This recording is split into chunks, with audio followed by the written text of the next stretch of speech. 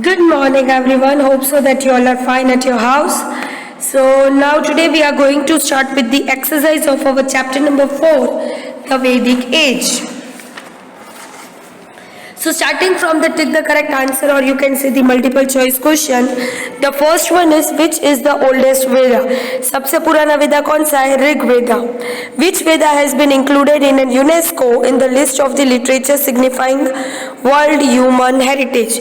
तो वो भी ऋग वेदा ही है, क्योंकि उसे ही यूनिसेको में ऐड किया गया है. The Samveda is a book of. Samveda किसकी बुक है? Hymns meant to be sung during the religious ceremonies. तो सामवेदा जो है उसमें रिलीजियस जो सेरेमनीज होती है उसके अंदर ये हिम्स यूज होते हैं. The main god in the Rig Veda are. Rig वेदा में मेन गॉड कौन से हैं? इंद्र, अग्नि और Varun. The tribal assemblies mentioned in the Rig Veda are Sabha and Samiti. Now moving to the true and false. People of the early Vedic society worship the force of the nature. True, क्योंकि वो nature को ही God मानते थे. Painted grey ware pottery is associated with the early Vedic period. नहीं, वो early Vedic period में नहीं थी, वो later Vedic period में थी. The early Indo-Aryans mainly practiced agriculture. Yes, it's true. Fourth one is, in later Vedic period the position of the king was less powerful. No, क्योंकि later Vedic period में king की position ज़्यादा powerful हो चुकी थी. Megaliths are the small stones structured believed to have no religious significance. No, वो small stones नहीं थे, वो large stones थे और उनके पास एक religious significance था. Moving to the answer in one sentence, name the 4 Vedas. So the 4 Vedas are Rig Veda, Samveda, Yajurveda and Atharvaveda. They are the most important sources of the information for the early and later Vedic periods. Second one is, name the occupation of the people in the early Vedic society. तो जो people है early Vedic society के, वो agriculture को practice करते थे, cattle rearing को practice करते थे, और बहुत सारे people थे जो potters, weavers, carpenters, tanners और different type के smiths, chariot makers और jewelries वाले थे.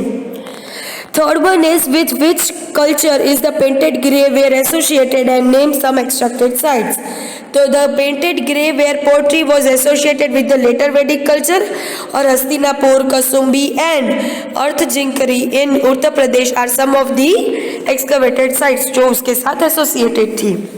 Moving to the fourth one, why did the people in the later Vedic period or society worship God? तो वो क्या करते थे? वो worship करते थे, recitation करते थे, sacrifice करते थे, पर वो किसका करते थे? दे लोगों को, मतलब चिल्ड्रंस का, पशुओं का, मतलब कैटल्स का, और वेल्थ, फूड, हेल्थ सबका करते थे, ताकि उन लोगों पर गॉड की जो ब्लेसिंग्स है वो आए और उनकी डिमांड्स और डिजायर्स जो है वो फुलफिल कर पाए. Fifth one is, name 4 megalithic sites. तो मेगालिथिक साइट्स में है Vidarbha, Nagarjuna Konda in Andhra Pradesh, Sarur in Tamil Nadu and Porkalam in Kerala. Moving to the answer the following in brief. Who are Indo-Aryans and where did they come from? तो Indo-Aryans थे वो एक nomadic people का group था जो इंडो-यूरोपियन लैंग्वेजेस बोलते थे, जैसे कि संस्कृत, और उन लोगों का ओरिजिन क्या कहाँ पर था? साउदर्न रशिया से लेकर सेंट्रल एशिया तक का था, और उसके बाद वो नॉर्थ वेस्ट इंडिया में आकर यहाँ पर सेटल हो गए, और इसे इसीलिए उन्हें कहा जाता था Indo-Aryans. Moving to the second one, describe the 4 ashramas. तो हमारे जो 4 स्टेजेस है वो उनके डिफरेंट ड्यूटीज की वजह से डिसाइड की गई है. सबसे पहला जो है वो है ब्रह्मचार्य, मतलब कि students life. Second one is an गृहस्थ, मतलब कि जो हाउस होल्ड लाइफ होती है वो.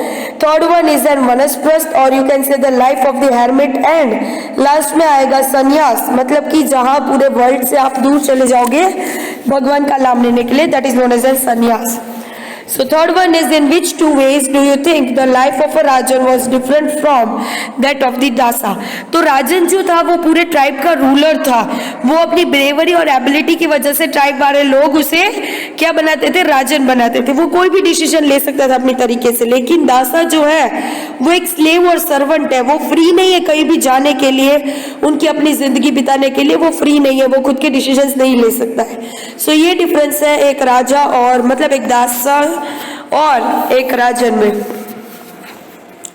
Next one is discuss the political life of the people in the early वैदिक पीरियड। यहाँ पर पूरे अर्ली वैदिक पीरियड की पॉलिटिकल लाइफ आई है। तो अर्ली वैदिक पीरियड जो है उसमें के अंदर क्या है कि it consist of many tribes of जनास।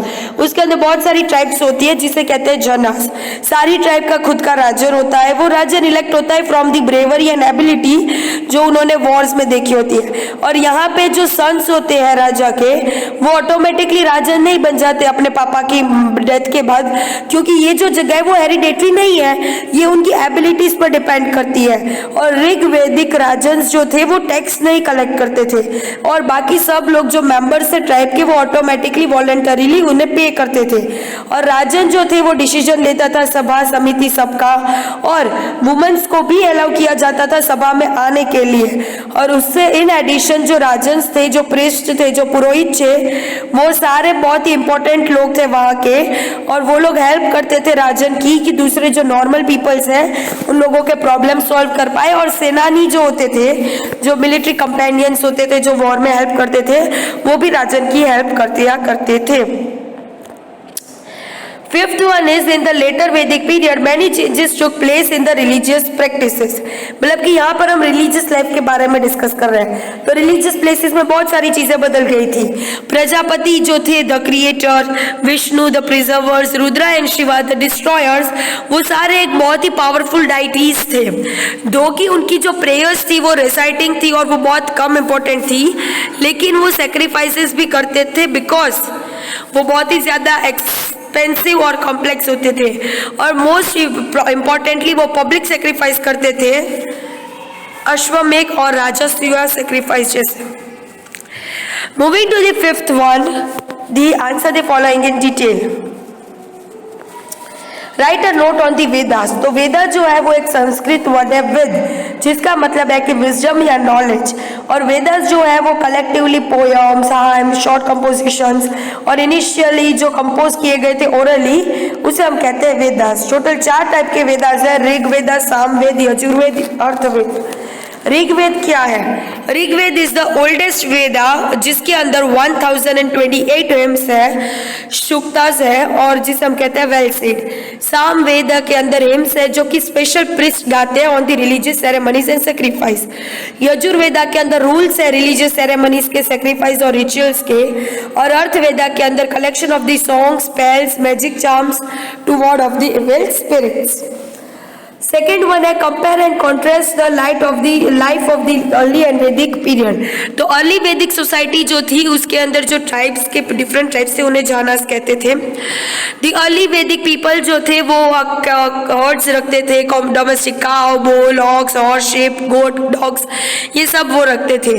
और जो काउ थी वो उन्हें बहुत ज्यादा प्रेशियस काउंट करते थे। और अर्ली वैदिक सोसाइटी के अंदर फैमिली जो थे वो पैरिकल थे, मतलब कि वो लोग कुछ भी, मतलब वो एक फैमिली के अंदर ज्यादा ऑक्यूपेशंस को फॉलो कर सकते हैं। और उनका जो डोमिनेंट मोड था वर्शिप करने का वो भी पोयम, प्रेयर्स और हिंट्स से था। और उनकी जो सेक्रीफाइस और याचना भी वो करते थे। लेटर वैदिक पीरियड में किंग की पोजीशन पावरफुल होती गई, उनकी जो पोजीशन थी वो हेरिडेटरी बनती गई। उनका जो मेन ऑक्यूपेशन था लोगों का वो एग्रीकल्चर था। और the people is also been marked by the discovery of the iron. तो आयरन भी तब डिस्कवर हुआ था और आयरन टूल्स और इम्प्लीमेंट्स जो थे वो बिगेन होते जा रहे थे इंक्रीजिंगली। और वैदिक पीरियड में ऑक्यूपेशंस में भी डिफरेंट ग्रुप्स कर दिए गए थे और सोशल ग्रुप्स भी धीरे धीरे रिजिड बनते जा रहे थे। And now moving to the last question, discuss the megalith culture of the India. तो मेगालिथ कल्चर जो था वो राजस्थान, डेक्कन, कश्मीर और साउथ इंडिया में फ्लरिश हो रहा था। वो लोग क्या करते थे, इंफॉर्मेशन को कलेक्ट करते थे अबाउट द कल्चर, जिसे कहते थे मेगालिथ्स। मेगालिथ्स मतलब कि बड़े बड़े स्टोन्स के स्ट्रक्चर्स जिसके अंदर पूरे ग्रुप ऑफ स्टोन सब लोग वहां पर रहते, मतलब कि they believe to have some religious significance. और they were erected on the burial sites, मतलब कि जब उन्हें डांट देते थे, कोई मर जाता था तब, तो वहां पर भी हुआ करते थे। And also the term megalith means large stone, जो डिराइव हुआ है फ्रॉम द ग्रीक वर्ड मेगास, जिसका मतलब है ग्रेट, और लिथोस मतलब कि स्टोन। और मेगालिथिक मॉन्यूमेंट्स जो थे वो लार्ज स्टोन्स थे और वो थ्रू आउट इंडिया में पाया गया है, फ्रॉम कश्मीर टू तमिलनाडु, मतलब नॉर्थ से लेकर साउथ तक सब जगह पर पाया गया है। So here we are completing our chapter number 4. If you have any doubt please make yourself free to ask and further we will start the next chapter. Thank you very much and have a nice day.